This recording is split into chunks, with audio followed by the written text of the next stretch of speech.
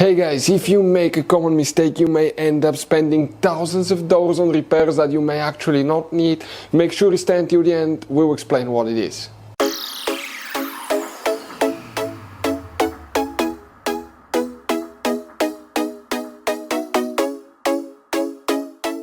Hey guys, welcome back to World Mechanics. Thank you guys for watching and subscribing to the channel. Today will be super helpful video to any of you guys having a Dodge Ram that generation here from year 2013 to year 2018. If you have one of those, if you need to find guys where the fuse for the upstream oxygen sensors is located, most likely you have two of them, upstream oxygen sensor, one on one cylinder head, one on the other one. Stay with us, we'll explain which fuses you need to check, where you can buy cheap parts, tools, fuses, relays at a good price, quick shipping, that way you do not waste money and time.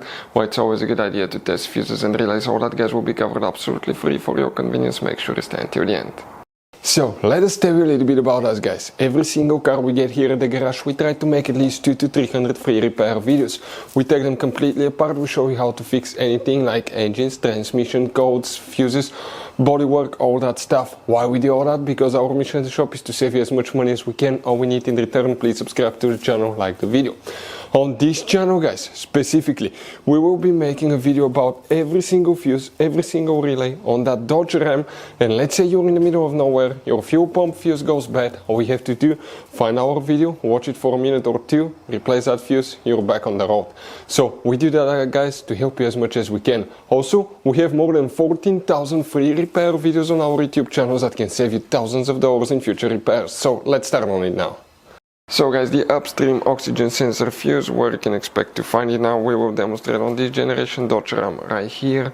What we need to do, open the hood. Once you guys open the hood here, let's zoom in a little bit. This is your car battery on the driver's side here guys, right in front of it, that's where your main engine fuse box is located.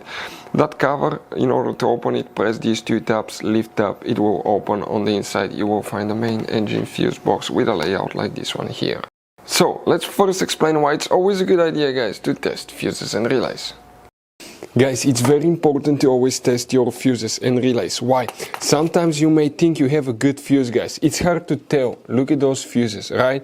And sometimes, okay, you pull the fuse. Okay, I'm going to get the fuse puller and I'm going to remove one fuse.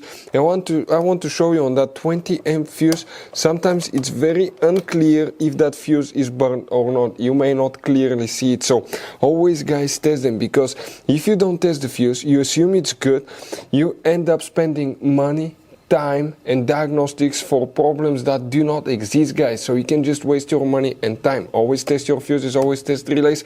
We will put links in the description of the video below where you can find guys a video for testing a fuse and testing a relay that will explain everything that you need to do. If you guys need to buy any parts, tools for your Dodge Ram, fuses, relays at a really good price, quick shipping, that way you do not waste money and time, we're going to put a link in the description of the video below for your convenience. Please check it out.